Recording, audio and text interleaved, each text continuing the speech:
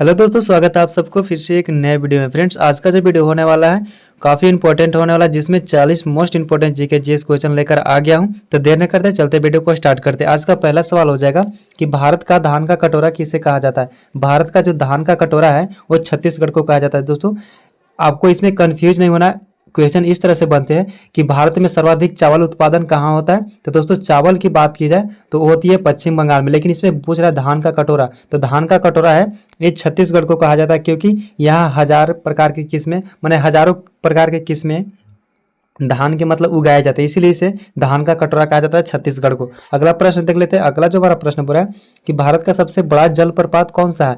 भारत का सबसे बड़ा जो जलप्रपात है वो एंजिल जलप्रपात है, जिसकी ऊंचाई 979 मीटर यानी कि 979 मीटर है। ठीक है, अगला प्रश्न देख लेते हैं। अगला जो हमारा प्रश्न बोल रहा है कि आधुनिक भारत का मीरा किसे कहा जाता है। यानी कि आधुनिक भारत का जो मीरा है ये महादेवी वर्मा को कहा जाता है, यानी कि ऑप्शन ए इसका बिल्कुल सही उत्तर हो जाएगा। अगला प्रश्न देख लेते हैं। अगला जो हमारा प्रश्न बोल रहा है कि रक्त का शुद्धिकरण कौन करता है। रक्त का जो शुद्धिकरण है ये किडनी द्वारा किया जाता है, यानी कि ऑप्शन बी इसका बिल्कुल सही उत्तर हो जाएगा। अगला प्रश्न देख लेते हैं। अगला जो हमारा प्रश्न बोल रहा है कि अम्बेडकर जी के बचपन का नाम क्या था। अम्बेडकर जी के जो बचपन का नाम था वो भीमा था, जिसे भीमा भी कहा जाता है, यानी कि ऑप्शन सी इसका बिल्कुल करेक्ट आंसर हो जाएगा। अगला प्रश्न देख लेते हैं। अगला जो हमारा प्रश्न बोल रहा है कि कारगिल विजय दिवस किस तिथि को मनाया जाता है। तो कारगिल विजय दिवस है ये 26 जुलाई को मनाया जाता है। ठीक है, अगला प्रश्न देख लेते हैं। अगला जो हमारा प्रश्न बोल रहा है कि निर्मल हृदय के नाम से किसे जाना जाता है। यानी कि निर्मल हृदय के नाम से ये मदर टेरेसा को जाना जाता है, यानी कि ऑप्शन बी इसका बिल्कुल सही जवाब हो जाएगा। दोस्तों, वीडियो अच्छी लग रही तो वीडियो को लाइक कर दीजिएगा, और चैनल पर पहली बार तो चैनल को सब्सक्राइब कर बेल आइकन को प्रेस कर लीजिएगा।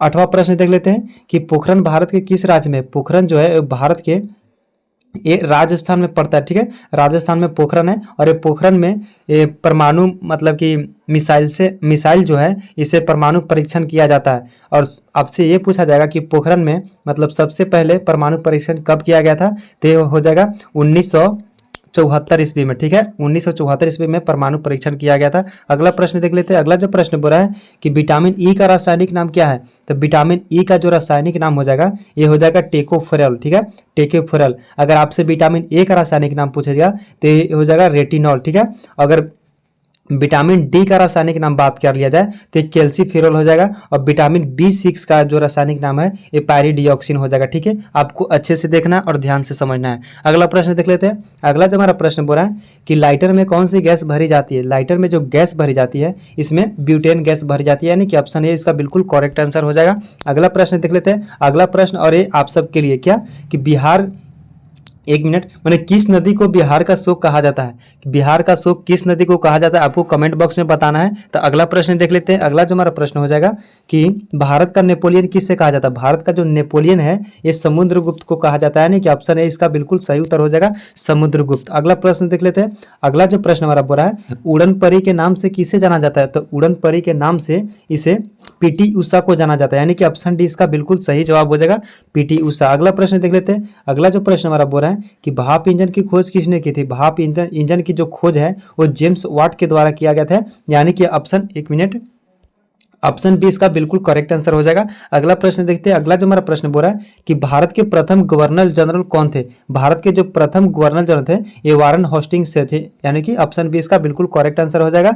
अगला प्रश्न देख लेते हैं। अगला जो हमारा प्रश्न कह रहा है कि भारत का सबसे बड़ा डेल्टा कौन सा है। भारत का जो सबसे बड़ा डेल्टा है ये सुंदरवन डेल्टा है। अगर आपसे ये पूछे कि सुंदरवन डेल्टा किन दो नदियों को मिलने से बना है तो ये जगह गंगा और ब्रह्मपुत्र के मिलने से सुंदरवन डेल्टा का निर्माण होता है, जो कि पश्चिम बंगाल में। ठीक है, अगला प्रश्न देख लेते हैं। अगला जो प्रश्न हमारा बोल रहा है कि रामचरितमानस के रचयिता कौन है। तो रामचरित जो मानस के जो रचयिता हो जाएंगे वो तुलसीदास हो जाएंगे, यानी कि ऑप्शन ए इसका बिल्कुल करेक्ट आंसर हो जाएगा तुलसीदास। अगला प्रश्न देख लेते हैं। अगला जो हमारा प्रश्न बोल रहा है कि गंगा नदी की कुल लंबाई कितनी है। तो गंगा नदी की जो लंबाई है ये 2525 किलोमीटर, यानी कि ऑप्शन सी इसका बिल्कुल करेक्ट आंसर हो जाएगा। अगला प्रश्न देख लेते हैं। अगला जो हमारा प्रश्न बोल रहा है कि गंगा की प्रमुख सहायक नदी कौन सी है। तो गंगा की जो प्रमुख सहायक नदी है ये यमुना नदी हो जाएगा, यानी कि ऑप्शन ए इसका बिल्कुल करेक्ट आंसर हो जाएगा यमुना नदी। वीडियो अच्छी लग रही तो वीडियो को लाइक कर दीजिएगा। अगला प्रश्न देख लेते हैं। इसरो का मुख्यालय कहाँ है। यानी कहने का मतलब है इंडियन स्पेस रिसर्च ऑर्गेनाइजेशन, यानी कि इसरो का जो मुख्यालय है ये बेंगलुरु में है। ठीक है, बेंगलुरु में।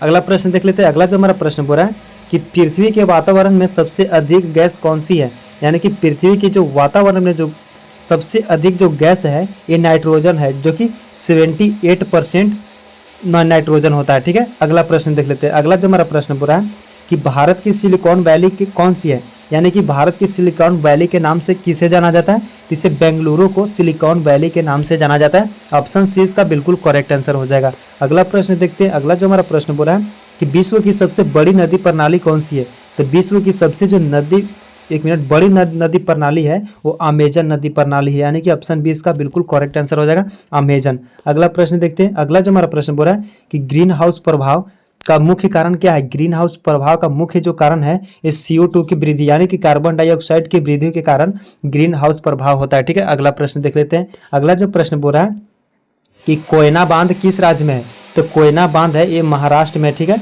महाराष्ट्र के कोयना नामक जगह पे इसे कोयना बांध कहा जाता है। ठीक है, अगला प्रश्न देख लेते हैं। अगला जो हमारा प्रश्न हो जाएगा कि सीमांत गांधी के नाम से किसे जाना जाता है, तो सीमांत गांधी के नाम से ये खान अब्दुल गफ्फार खान को जाना जाता है, यानी कि ऑप्शन सी इसका बिल्कुल सही उत्तर हो जाएगा, खान अब्दुल गफ्फार खान। अगला जो हमारा प्रश्न बोल रहा है कि सुंदरवन किसके लिए प्रसिद्ध है, तो सुंदरवन जो है ये मैंग्रोव वन के लिए प्रसिद्ध है। ठीक है, सुंदरवन एक डेल्टा है जो कि गंगा और ब्रह्मपुत्र को मिलने से सुंदरवन का निर्माण हुआ है, जिसमें मैंग्रोव वन के लिए एक प्रसिद्ध है। अगला प्रश्न देखते हैं। अगला प्रश्न बोल रहा है किस देश में पहली बार साम्यवादी सरकार की स्थापना की गई, यानी कि कौन सी देश में साम्यवादी सरकार की स्थापना की गई थी, तो ये रूस हो जाएगा। ठीक है, ऑप्शन सी इसका बिल्कुल करेक्ट आंसर हो जाएगा, रूस। अगला प्रश्न देख लेते हैं। अगला जो हमारा प्रश्न बोल रहा है कि राजस्थान की सबसे बड़ी झील कौन सी है, तो राजस्थान की जो सबसे बड़ी झील हो जाएगी वो सांभर झील हो जाएगी, यानी कि ऑप्शन बी इसका बिल्कुल करेक्ट आंसर हो जाएगा। अगला प्रश्न देखते हैं। अगला जो हमारा प्रश्न कर रहा है कि सबसे अधिक राज्यों की सीमा किस राज्य से लगती है, तो सबसे अधिक जो है राज्यों की सीमा है ये उत्तर प्रदेश से लगती है, जो कि 9 राज्यों के स्पर्श में आती है। ठीक है, 9 राज्य के इसमें अटैच में आती है उत्तर प्रदेश। अगला प्रश्न देख लेते हैं। अगला जो बोल रहा है कि विश्व में सबसे बड़ा लोकतंत्र कौन सा देश का है, यानी कि विश्व में सबसे बड़ा लोकतंत्र देश है वो भारत हो जाएगा। ठीक है, ऑप्शन बी इसका बिल्कुल सही उत्तर हो जाएगा। अगला प्रश्न देखते हैं। अगला जो प्रश्न है कि भारत में GST किस वर्ष लागू हुआ था। ठीक है, भारत में जो GST है वो 2017 में लागू किया गया था। ठीक है, ऑप्शन सी इसका बिल्कुल करेक्ट आंसर हो जाएगा। अगला प्रश्न देखते हैं। अगला जो हमारा प्रश्न बोल रहा है कि गोदावरी नदी को किस नाम से भी जाना जाता है, यानी कि गोदावरी नदी को और कौन सी नदी नाम से जाना जाता है, तो इसे दक्षिण गंगा के नाम से जाना जाता है और इसे वृद्ध गंगा के भी नाम से जाना जाता है, यानी कि दक्षिण गंगा, यानी कि ऑप्शन है इसका बिल्कुल करेक्ट आंसर हो जाएगा। वीडियो अच्छी लग रही तो वीडियो को लाइक कर दीजिएगा और चैनल पर पहली बार आते हैं चैनल को सब्सक्राइब कर बेल आइकन को प्रेस कर लीजिएगा। अगला प्रश्न देख लेते हैं।